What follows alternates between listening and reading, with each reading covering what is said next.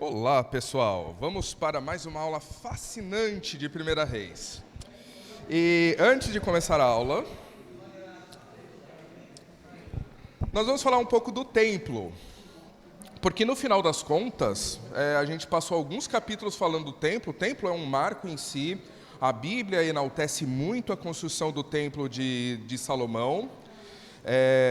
Algumas coisas nós vimos de importante nisso. Nós vimos que existem fake news, muitas fake news. Disseram que vamos construir no Brasil um templo de Salomão. Não construíram um templo de Salomão. Por quê? Porque nenhuma das proporções é a do templo de Salomão. Mas então estão mentindo? Não. Aquele é o templo que Herodes construiu. O templo que Herodes construiu realmente foi muito maior, muito mais grande que o templo de Salomão. O templo de Salomão corresponde basicamente a 3 vezes o tamanho desse prédio em largura e no sentido para cá. E de largura é um pouco maior do que esse prédio. Então você pensa, o templo de Salomão não era uma coisa tão gigante assim. O templo de Herodes era. O templo de Herodes foi construído, inclusive, com a imagem. Herodes ele queria eternizar o seu nome na história da humanidade. Como eu vou fazer isso? Vou construir um templo muito maior. Existia... Pega, por favor, água para mim, pai. Obrigado. Existia antes o templo de Zorobabel. Zorobabel, quando ele voltou do período do cativeiro, ele construiu um templo, mas os judeus choraram por causa daquele templo. Porque era um templo muito pobre, era um templo muito simples. As pessoas que tinham conhecido o templo que Salomão tinha edificado, eles sabiam o tamanho, a fortuna, a beleza, o império que era aquele templo. E quando olharam o templo que Zorobabel construiu, eles choraram. Não de felicidade, de tristeza e vergonha. E daí a gente vê esse mapa. Eu acho interessante porque a gente fala sobre nomes, a gente fala, o ouro de Ofir. Onde ficou Ofir? Você e eu não temos obrigação de saber. Até por causa disso, eu quero mostrar o tamanho, a ostentação, o luxo que era esse templo. Porque ele pegou, e eu não tenho meu apontador aqui, você vê aqui no extremo sul, Shiba, em que foi pego ouros, gemas, pedras preciosas. A gente vê aqui, abaixo inclusive da Etiópia, Ofir, que é de fato onde foi pego aquele ouro famoso. Provavelmente é uma qualidade de ouro diferente. Nós temos aqui, você vê que tem coisas que foram pegos da Espanha, ali no extremo, naquela linha amarela. A gente vê sendo pego coisas da Sardenha, eu acho, deixa eu ver aqui, da Sardenha. Nós temos coisas pegas da Macedônia. E nós temos coisas nessa linha mais verde, pegas da própria região. Mas se a gente for pensar... Deixa eu... Isso daqui, essa primeira linha, veja aquela primeira linha lá de cima. Está escrito 1.500 milhas. Cada milha é 1,5. Ou seja, isso daqui é 4.500 quilômetros. O Brasil inteiro tem 8.000 quilômetros. Basicamente, Salomão ele buscou coisas do extremo do Brasil até o outro extremo do Brasil. E a gente sabe que o Brasil é um dos maiores países do mundo, é um dos países continental. Olha o tamanho do investimento, do cuidado. Olha o tamanho da preocupação que Salomão teve. Ele buscou o melhor, não importa onde fosse. Ele buscou da Espanha, e assim, vamos lá. Ontem eu me aventurei culinariamente. Eu fui fazer polvo. Eu nunca comi polvo. Polvo é um negócio que a gente não vê muito, mas eu falei, não, vou tentar fazer polvo. Os melhores polvos estão na Espanha. Mas eu não buscaria um polvo da Espanha, porque é muito caro. Agora você coloca 3.000 anos atrás, em que não existia navio comercial, em que não existia transporte industrial, não existia a tecnologia que nós temos hoje. Eram barquinhos que iam parando de porto em porto para chegar até lá. Essa é a missão. Então a gente fala, nossa, o frete é caro no Brasil. O frete é caro no Brasil, mas imagina na época de Salomão. Só que Salomão, ele fez questão de pegar o melhor onde quer que fosse. Ele pegou do norte da África, ele pegou da Espanha, da Sardenha, da Macedônia. Macedônia é a região da Grécia. Ele pegou dessa região toda, pegou através dos... E por que é tão importante os fenícios? Por que Tiro e Sidom é tão importante? Porque eles eram os especialistas em fazer o comércio internacional. Eles trouxeram todas essas coisas da Europa inteira para Jerusalém, para construir o templo. A mesma coisa aconteceu mais no meridiano da África, em que ele pegou ouro, pedras preciosas, e mandou trazer não apenas por navio, mas ele mandou trazer por terra. Então, pensar no Templo de Salomão é pensar em mega obras. É realmente digno a gente conversar sobre isso. É realmente importante a gente saber o valor que tem.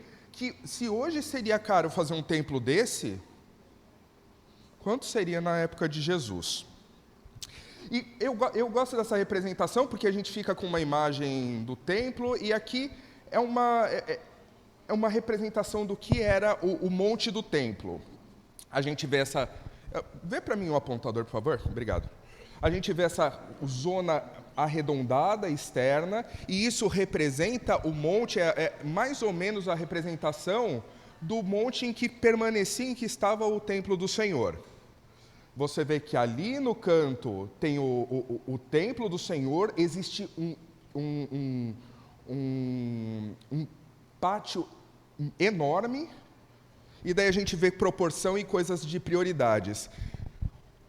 Olha o tamanho do pátio do templo do Senhor lá em cima, olha o tamanho do pátio logo embaixo da região em que estava o palácio de Salomão.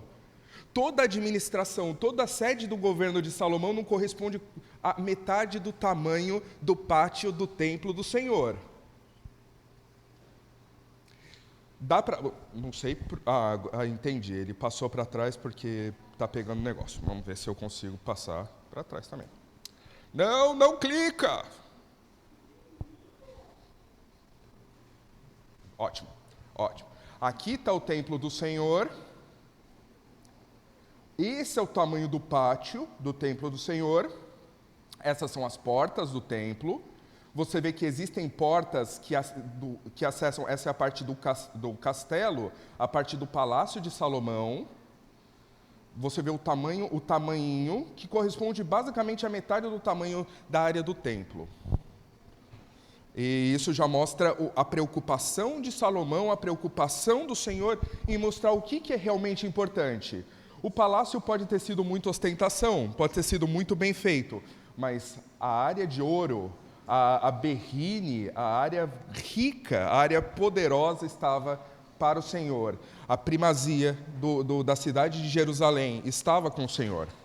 E existem aqui, você vê, aqui é a área do templo, dá para ver claramente o templo. Aqui, depois a gente já conversou bastante sobre o templo, eu não vou me dedicar muito a isso. Aqui a gente vê a estrutura do templo, do palácio de de Salomão, desculpa.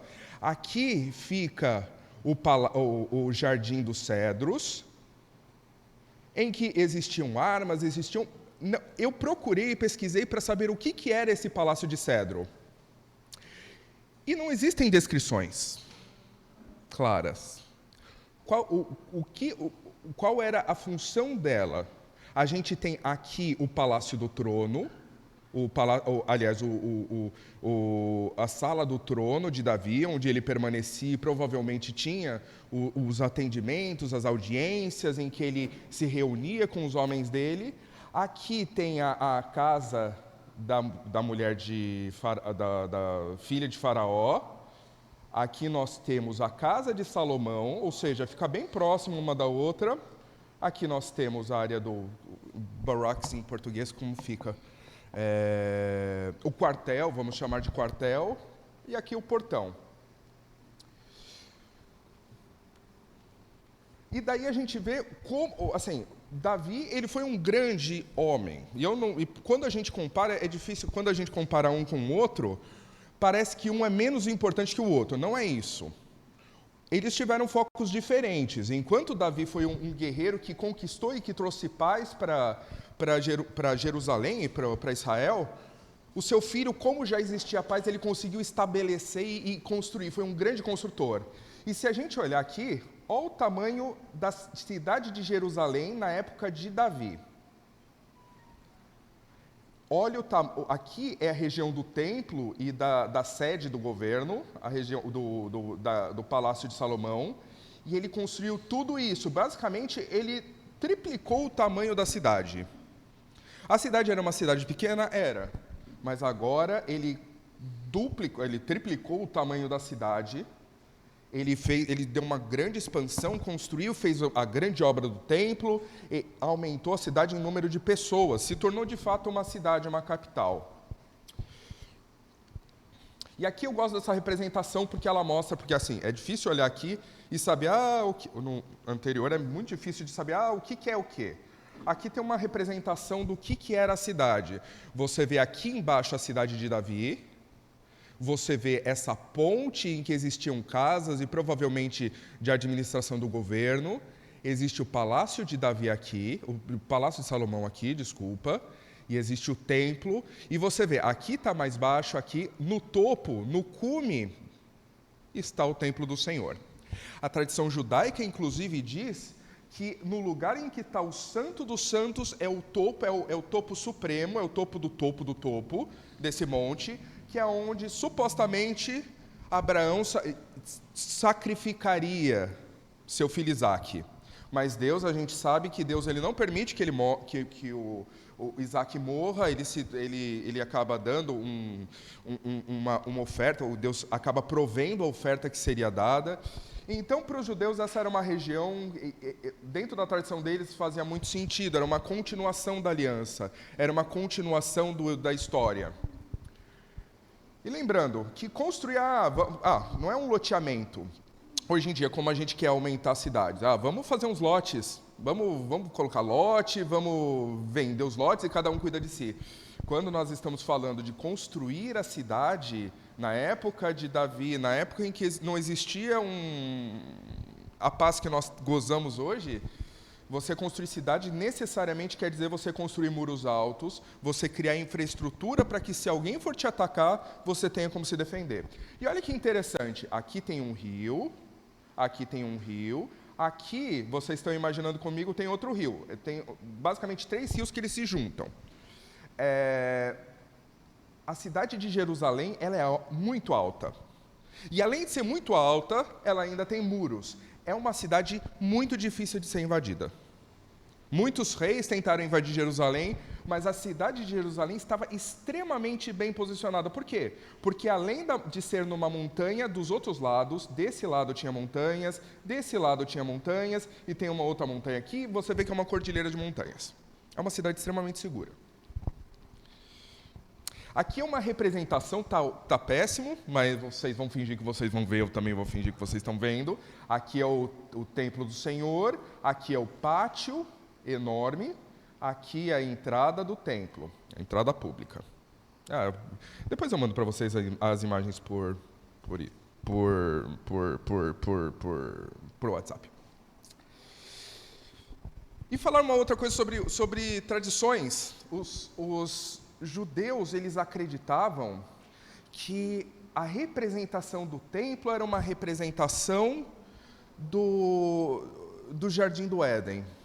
Que quando assim como o homem tinha bem-aventurança, tinha perfeição, tinha a presença do Senhor no Jardim do Éden, e o Jardim do Éden, no centro dele estava a árvore do bem e do mal, e a árvore do conhecimento, e depois que o homem comeu da árvore do bem e do mal, ele foi expulso, e existiam querubins guardando a entrada. Isso acaba se replicando na imagem do templo.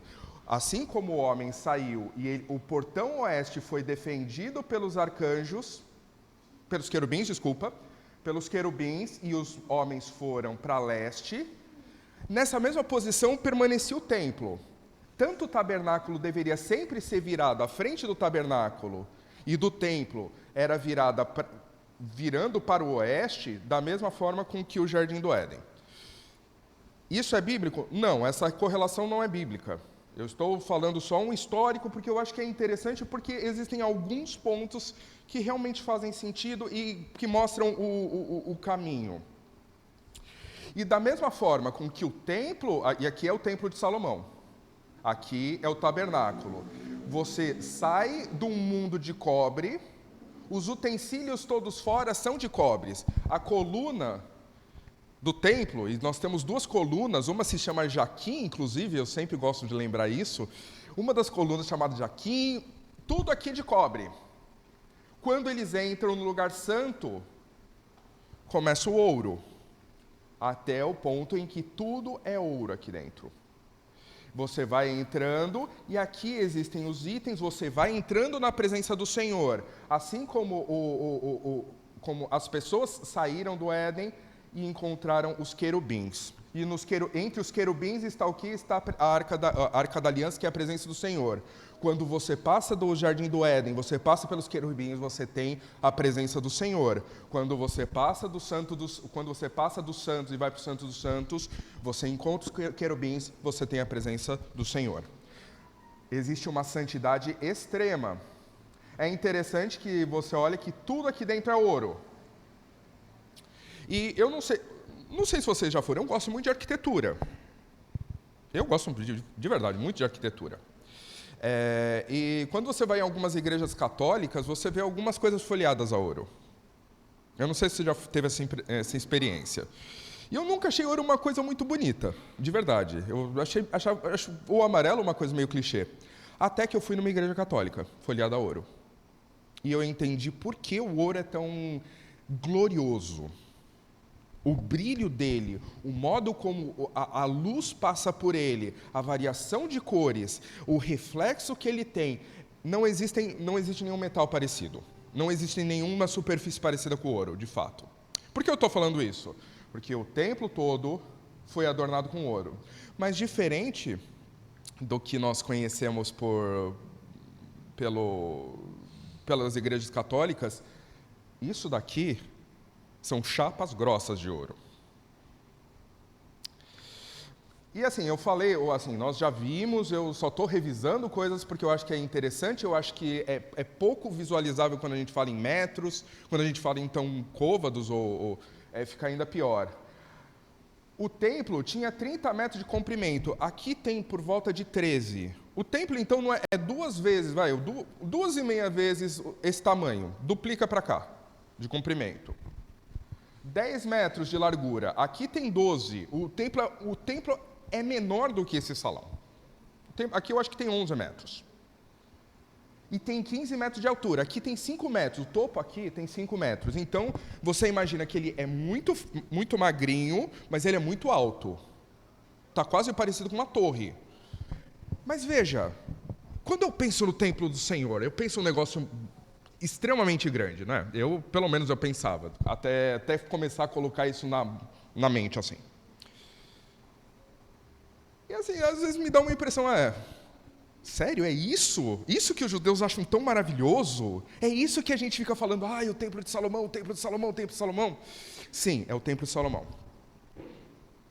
Mas não se iluda, porque tamanho não é documento. E a gente vai falar sobre isso agora. Porque nós vimos nas aulas dos nossos professores, muito bons professores, sobre peso e quanto houve de doação para o templo. E daí eu fui fazer matemática, porque eu sou advogado, dinheiro eu acho interessante, e eu fui precificar quanto seria a matéria-prima básica do templo hoje em dia. E daí a gente chega na cotação do ouro, a grama do ouro. Quanto custa a grama do ouro? R$ 319,49. Daí a gente fala, a aliança é cara. Será? Eu acho que o Ourives leva pouco dinheiro. Quando a gente vê aquelas alianças grossona, quantos gramas tem a sua aliança? Eu não sei. Um dia, por curiosidade, vai lá e pesa. Daí você coloca R$300, vamos reduzir, vamos arredondar, porque nós não temos essa preciosidade. O grama da prata é relativamente barato. R$3, ou seja, 1% do valor. Daí a gente vê, esse templo eu quero que vocês fiquem na cabeça. Esse templo que é 2 vezes o tamanho daqui, assim, pega 2 prédios desses e coloca um ao lado do outro. Esse prédio recebeu só de Davi 105 toneladas.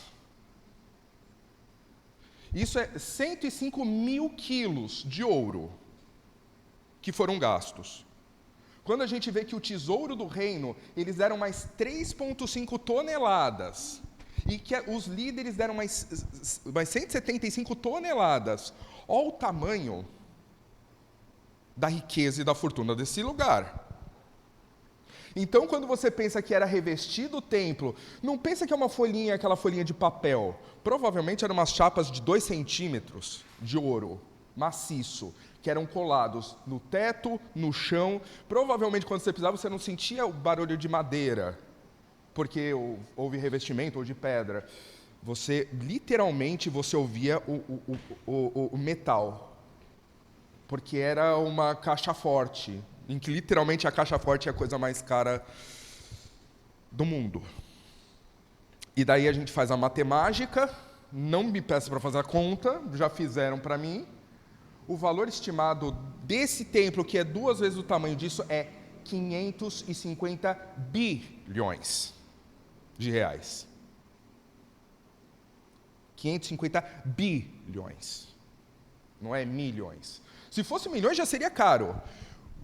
Mas um templo que é basicamente o dobro desse tamanho custou 550 bilhões de reais. Ah, mas a partir de um certo ponto... Eu sei o quanto 100 mil reais seria feliz na minha vida, na minha conta. 550 bilhões, eu não tenho a mínima ideia o que se faz com tanto dinheiro. Até por causa disso, eu dou uma estimativa para vocês. O templo de Davi, eu prefiro chamar de templo de Davi e Salomão, porque, coitado, Davi ele contribuiu muito para o templo. Custou 550 bilhões. A maior histórica hidrelétrica do mundo, por mais de 70 anos, Itaipu Binacional, custou 318 bilhões. Uma obra faraônica, uma obra quilométrica. Custou quase metade do valor do templo, que corresponde a 2 prédios desse. A Imigrantes, que nós tanto gostamos, e graças a Deus por existir, ela custou 1,5 bilhão de reais. Com o templo, nós conseguiríamos construir quantas? 450 imigrantes. Você acha imigrantes grande? O templo era maior. Muito maior. Muito mais glorioso. E vamos falar então de uma cidade inteira planejada por um dos mais famosos arquitetos, uma cidade que foi a preço de ouro. Brasília custou 415 bilhões. Uma cidade inteira planejada e feita para ser a capital de um país que queria ser promissor e queria mostrar para o mundo que ele era genial, não custou o templo de Salomão, que corresponde ao dobro desse terreno. Então, se alguém um dia me falar, vamos construir o templo de Salomão, mentira. Mentira. A humanidade nunca mais vai construir um negócio tão suntuoso, tão caro, tão dedicado, tão perfeito, algo tão extraordinário. Porque construir pedras e pedras e pedras e fazer um negócio grande como o templo de Herodes, porque Herodes queria se tornar eterno, até pode ser legal. Mas você construir uma joia que em si representa a santidade de Deus, e Deus não precisa de um prédio enorme, mas ele precisa de dedicação. E ele merece dedicação. Salomão sabia disso. Davi sabia disso. Então, veja, o trabalho sacrificial. Tem detalhes e os professores foram muito felizes em ensinar, e eu não vou falar sobre os detalhes da construção, mas eu acho legal a gente colocar o valor dele, o preço disso, o quanto foi caro. Se a gente for olhar, não existe obra nenhuma no mundo que tenha a magnitude do templo, que foi uma obra relativamente pequena. Então foi a menor das obras, a maior das obras. E agora, falado isso, eu acho que a gente tem uma introdução bacana para a gente falar sobre 1 Reis. Não pretendo terminar o 1 Reis agora. Não esperem isso de mim. Mas vamos falar o contexto do livro de 1 Reis 9. O contexto era, Salomão, ele representa a Era Áurea, ou seja, a Era de Ouro, e a gente está falando bastante de ouro hoje, a Era de Ouro de Israel. Davi, ele Davi o seu pai já tinha libertado dos adversários, dos inimigos, ele vivia em paz. E a paz naquela época era uma paz muito interessante, era a paz, eu garanto a sua paz enquanto você me tributa. Então, basicamente, ele vivia de renda. Israel viveu uma época de muita riqueza, porque ele tinha um poderio, ele tinha se estabelecido como a grande nação de seu tempo, os outros tributavam coisas a ele, não somente para o templo, mas para o reino de Israel. Aqui nesse capítulo a gente vai ver a segunda visão de Salomão. A segunda visão de Salomão, que eu quero dizer, a segunda visita de Deus pessoal para Salomão. A primeira a gente sabe que foi em Gibeon, é aquela que a gente já está bem acostumado. Eu acho que toda criança, pelo menos toda criança deveria saber, da visita e do pedido muito inteligente de Salomão. Qual é a moral desse capítulo? Espiritualidade é mais do que instruções religiosas e exortações morais. No Velho Testamento, todo sucesso vem da obediência à lei. Basicamente, esse é o resumo do capítulo. Agora a gente vai ler versículo a versículo. E a palavra do Senhor nos diz no versículo 1. Sucedeu, pois, que, tendo acabado Salomão de edificar a casa do Senhor e a casa do rei, e tudo o que tinha desejado e designar a fazer, o Senhor tornou a aparecer-lhe, como lhe tinha aparecido em Gibeão. Daí a gente vê, assim, sucedeu, pois, a gente fala em capítulos, parece que é uma coisa fácil, parece que é uma coisa simples. A gente já teve o relato e já foi explicado, demorou 7 anos para construir o templo, mas não somente tinha acabado de fazer o templo, como tinha acabado o palácio. 7 anos e meio para edificar o templo, 13 anos para edificar o palácio. Então, 20 anos de grandes obras, 20 anos de trabalho, 20 anos de sofrimento. E daí você pode colocar na sua vida, eu tenho 38? Bens a Deus. Não é 37? Ok. Ou seja, eu com 58 anos, depois de fazer o trabalho, Deus fala comigo. O que também representa 20 anos você trabalhando, fazendo o seu melhor, se dedicando, e não ter uma resposta física. Mas o Senhor vem. Depois de 20 anos de grandes obras. A gente vê no capítulo 8 que foi falado sobre a cerimônia de dedicação e sacrifício de animais. E depois de fazer tudo isso, depois de fazer o seu próprio palácio, depois de fazer o templo do Senhor, e a magnitude do templo do Senhor é incomparável até com o palácio de Salomão. Depois de tudo isso, ele descansa, porque afinal, coitado, merece. Trabalhou muito, por 20 anos. E Deus aparece. Nós temos o costume de ver a presença do Senhor quando está acontecendo as coisas, quando existem problemas, quando existe o trabalho, quando existe a dificuldade. Nós vemos o Senhor falando com Moisés para ele fazer as coisas. Nós vemos o Senhor falando com Josué para ele seguir as instruções. Vemos o Senhor dando instruções. Nesse caso é diferente. Ele fez. No momento do descanso, Deus falou com ele. E daí vem uma pergunta, por que Deus faz isso? Por que ele não falou antes? Por que não falou no meio do trabalho? E primeiro, a primeira resposta é mais óbvia, porque Deus é Deus, ele não precisa de explicação minha, sou eu que preciso tentar entender ele, não é ele que precisa se explicar para mim. Mas nem só de obras vive o homem. E o Senhor não quer relacionamento só quando a gente está trabalhando. É interessante que o amor de Deus fez com que ele falasse mais uma vez e desse uma instrução que vai ser muito valiosa, mas também não vai ser muito valiosa. Versículo 3. O Senhor lhe disse: ouvi a tua oração e a tua súplica que fizeste perante mim. Santifiquei a casa que edificaste, a fim de pôr ali o meu nome para sempre. Os meus olhos e o meu coração estarão ali todos os dias. E aqui, quando nós falamos ouvir a oração, nós estamos falando do capítulo 8, que a gente já estudou. você fez perante mim, santifiquei a casa que edificastes. O Senhor, ele santificou, aquele lugar é reconhecido por Deus. É interessante que esse templo é reconhecido por Deus. Os outros templos não. Não existe nenhuma manifestação de Deus falando que aquele é o templo dele. Nesse templo, no templo de Salomão, nós temos a presença da arca. Nos outros templos não temos a presença da arca.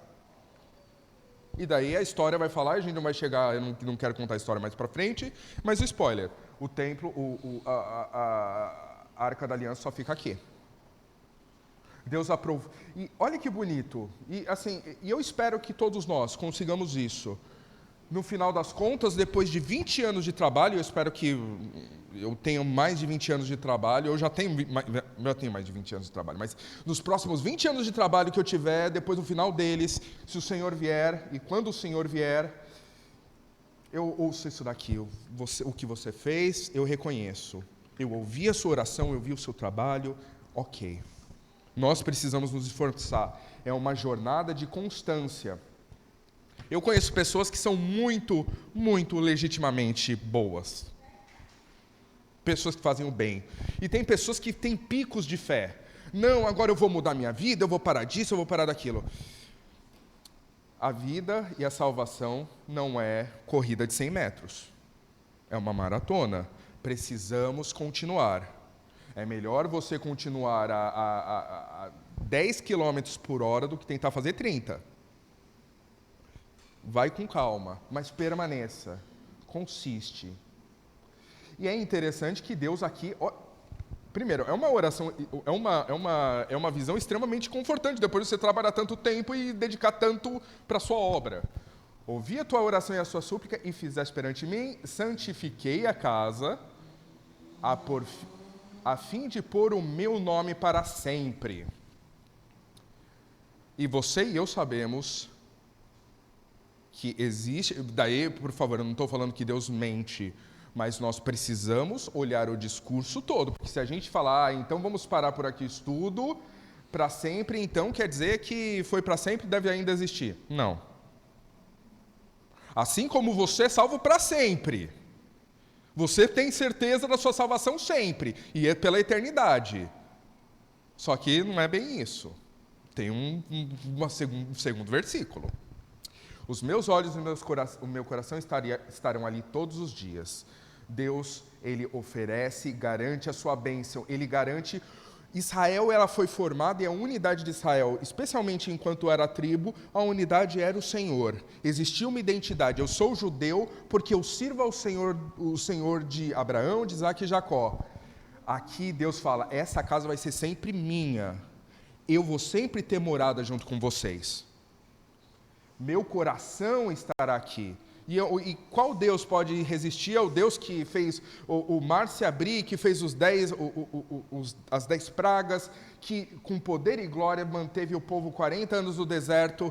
Esse é o tipo de Deus que eu quero na minha vida. E graças a Deus, é o tipo de Deus que nós temos na nossa vida, ou não. Ou não. Se andares perante mim, como andou Davi, teu pai, com integridade de coração e com sinceridade, para fazeres segundo tudo o que te mandei, e guardares os meus estatutos e os meus juízos, aí tudo bem, então ele vai ficar para sempre, só que sempre existe condição. E qual é a condição básica? Obediência. Obediência a quê? A lei. O que também é um paralelo para nós, né? Nós seremos e podemos ter certeza da salvação eterna a partir do batismo. Por quê? Porque Deus nos garantiu se permanecermos obedientes. Isso é interessante, porque nós estamos acostumados 2.000, 3.000 anos depois com a cultura judaica cristã, que vem do Deus de Israel. O que a gente vê nos deuses antigos? Na época em que o Deus de Israel era a exceção, os outros deuses pagãos eram a regra. Os deuses, eles eram sádicos. Os deuses, eles eram perversos. E os deuses mudavam de opinião fácil. Eu não sei se você vai se lembrar de qualquer história, mas você se lembra de um cara chamado Zeus que fertilizou a humanidade toda, ele teve um monte de filhos, mas ele era casado com a Hera, que era outra deusa. E por favor, eu estou falando isso, mitologia, vocês sabem que esses deuses não existem, que esses deuses não representam deuses de verdade, não existe outro deus igual a Deus. Mas veja a comparação dos outros deuses, Moloque, que exigia que você sacrificasse seu filho. Você olhava os deuses do Olimpo, que eles faziam maldade tal, que eles testavam as pessoas para que as pessoas reprovassem.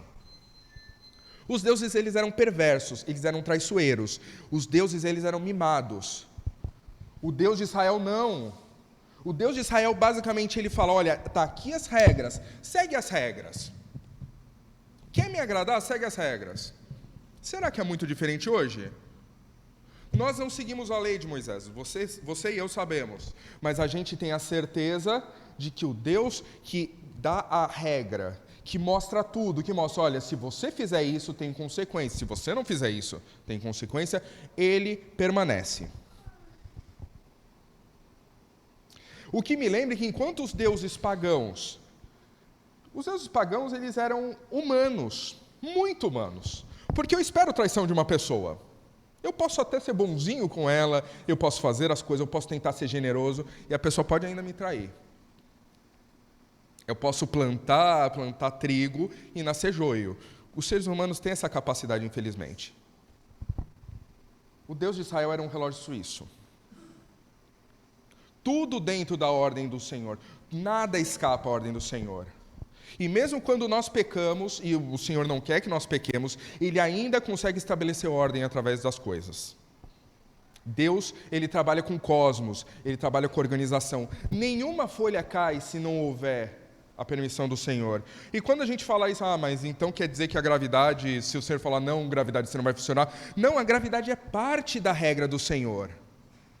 É parte do cosmos. A gente vê planetas e galáxias que se mantêm firmes. Elas se mantêm firmes do mesmo jeito com que eu e você, a gente está sentado aqui. Tem as leis da gravidade, tem a lei da termodinâmica, tem todas as leis que a gente não conhece, inclusive. Deus mantém a ordem.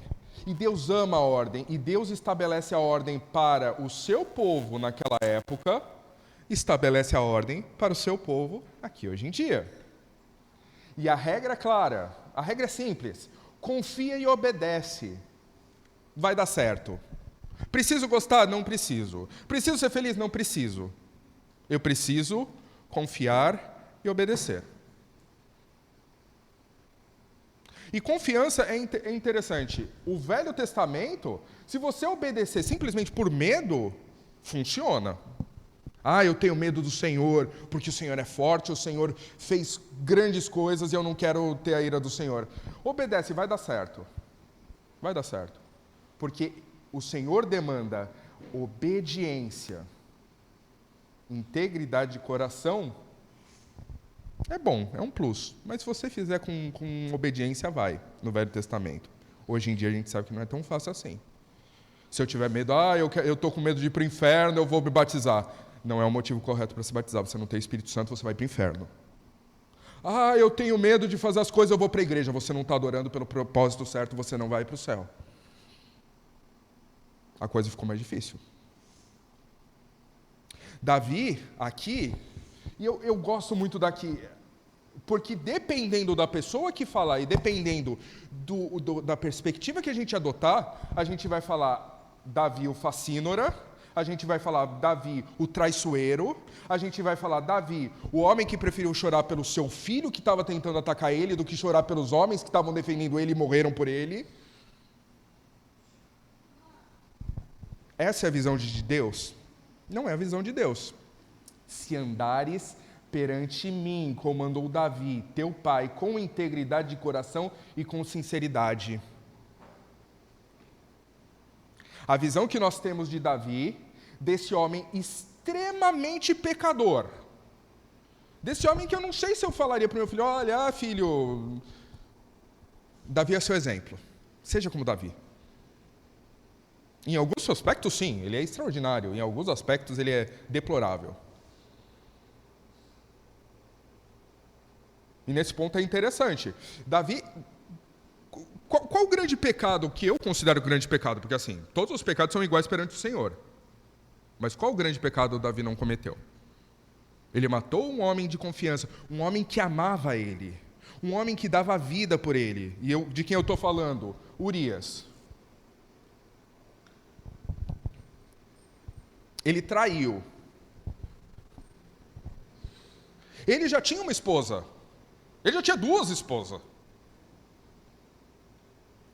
Ele tinha Mical. Ele se casou primeiro com Mical, inclusive ficou alguns anos casado com ela. Depois casou de novo com Abigail, uma viúva. Depois se casou com Batseba, uma outra viúva. Mical provavelmente estava viva, Abigail provavelmente estava viva. Só que o Senhor, ainda assim, encontrou graça no casamento de Batseba com ele.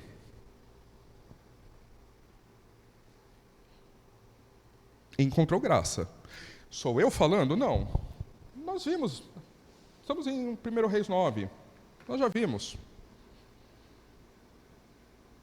Ele é fruto de um segundo casamento, porque, convenhamos, aliás, o terceiro casamento, pelo menos na Bíblia, a gente vê, inclusive, uma descrição que Davi tinha outras mulheres e filhas, mas ele não escolheu o filho do casamento santo, do casamento bonitinho, do casamento legal, do casamento, inclusive, que a lei de Moisés, que é irretocável, fez.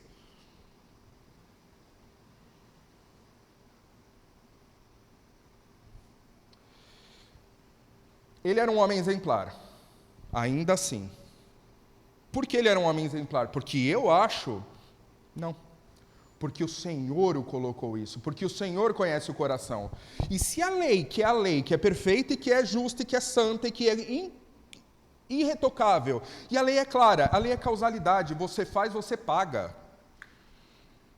Se você cortar a mão de alguém, alguém vai te cortar a mão, a lei fala isso, a lei do talião se aplica.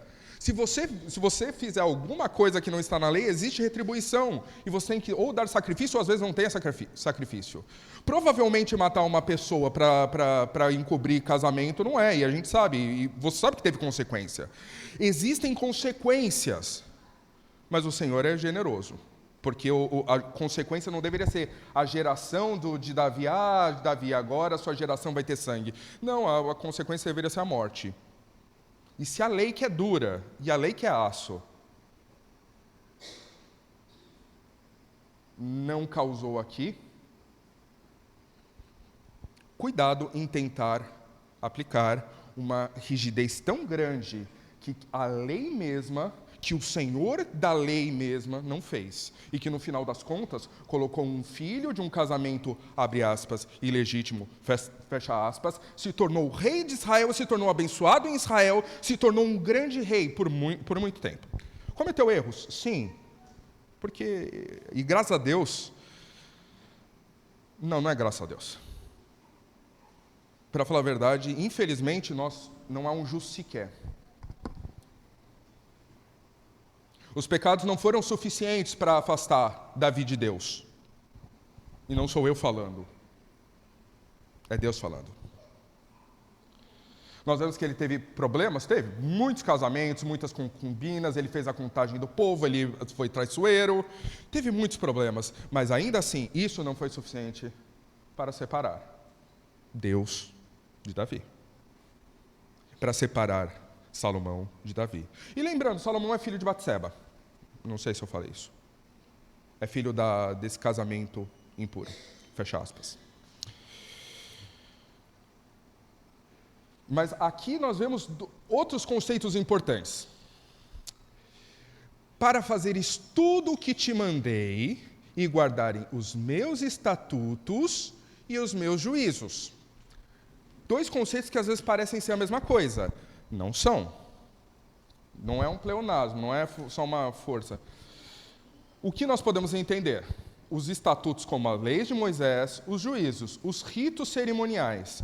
Não basta você seguir a lei, mas você deve seguir da maneira correta, o modo como é corretamente. O coração de Davi, no final das contas, o de Salomão, deveria ser focado em sua vida espiritual. É muito fácil para mim, com pouco dinheiro, com um monte de trabalho, com um monte de boleto, falar isso. Mas quando você é dono de um império que constrói um templo de 550 bilhões de reais, é muito tentador você não ser só dedicado à vida espiritual. Mas esse era o desafio de Salomão. Versículo 5.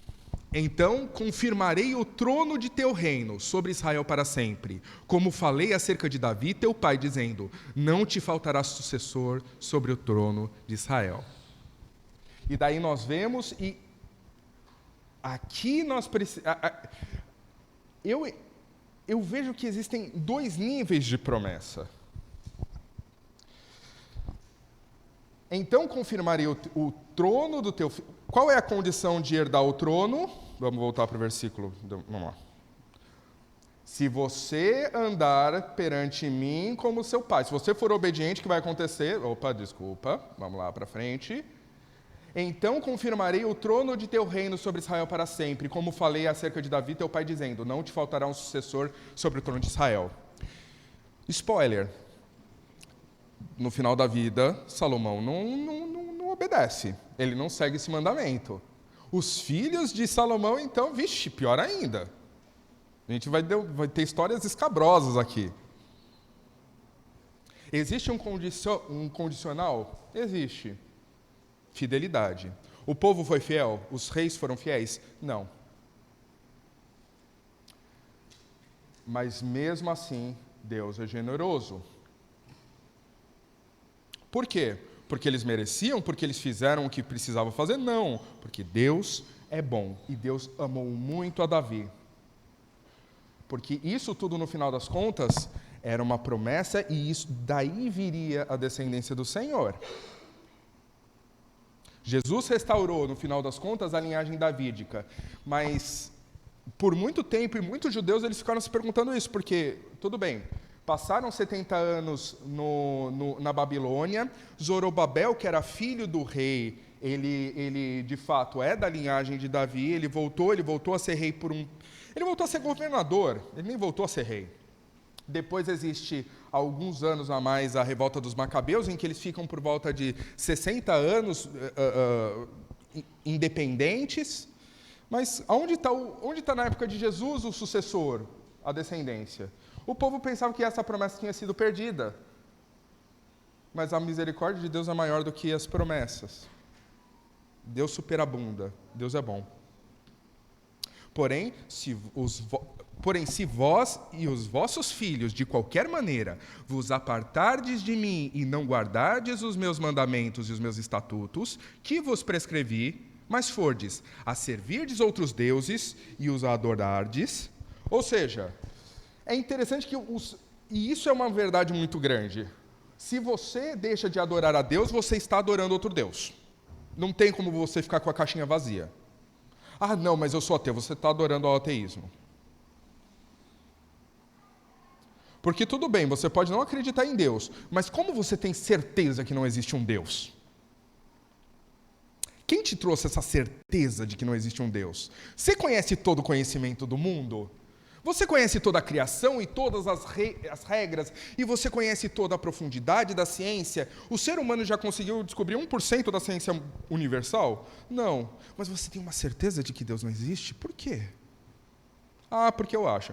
Porque você adora. Você tem fé de que não existe um Deus. Mas sempre que você substitui o Deus, você acaba abraçando o outro.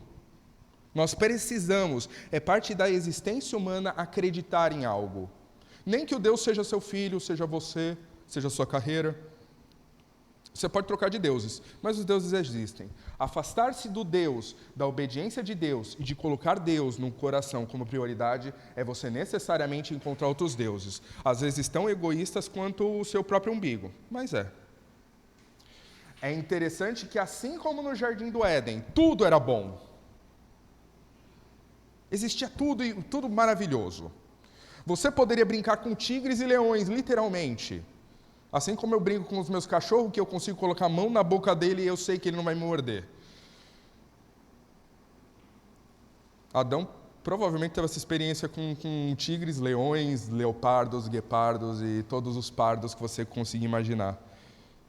Ele conseguiu fazer carinho na barriga de uma leoa. Ele conseguiu abraçar um urso.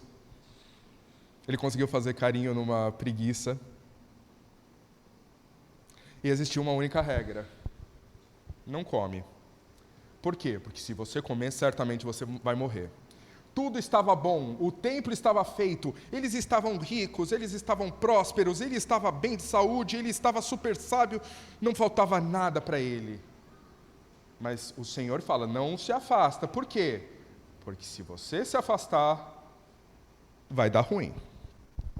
Afastar-se de Deus, os avisos foram dados. E daí a gente vê, inclusive, esse mesmo, uma proximidade desse aviso em 1 Reis 8. O Senhor não cansa de nos avisar. E o Senhor não cansa de avisar. E nós não podemos nos cansar de avisar que sem obediência vai para o inferno. Se você não obedece ao Senhor, você vai para o inferno, passar a eternidade. Você vai sofrer. Você vai chorar e vai penar. Deus não se cansa de falar a mensagem, nós também não devemos. A parte irônica, se existe ironia em alguma coisa, porém, se vós e vossos filhos de qualquer maneira vos apartais, se você ou seus filhos, assim, o que eu imagino, não, Davi foi aprovado, Salomão vai ser aprovado, a gente sabe que no final da vida não demorou nenhuma geração para acontecer isso. Assim como no Jardim do Éden. No Jardim do Éden também não demorou uma geração. É claro que a gente sabe que, e isso é importante, é como eu falei no versículo passado, a gente sabe, obviamente, que não existe, que não é só a primeira camada obediência e causalidade. Se você matar alguém, você vai ser morto. Não é só isso. Nós sabemos que existem planos do Senhor. Quando a gente pensa que o Senhor não domina só o presente, mas Ele domina a história toda, nós sabemos que o Senhor já sabia, nesse momento, o que ia acontecer.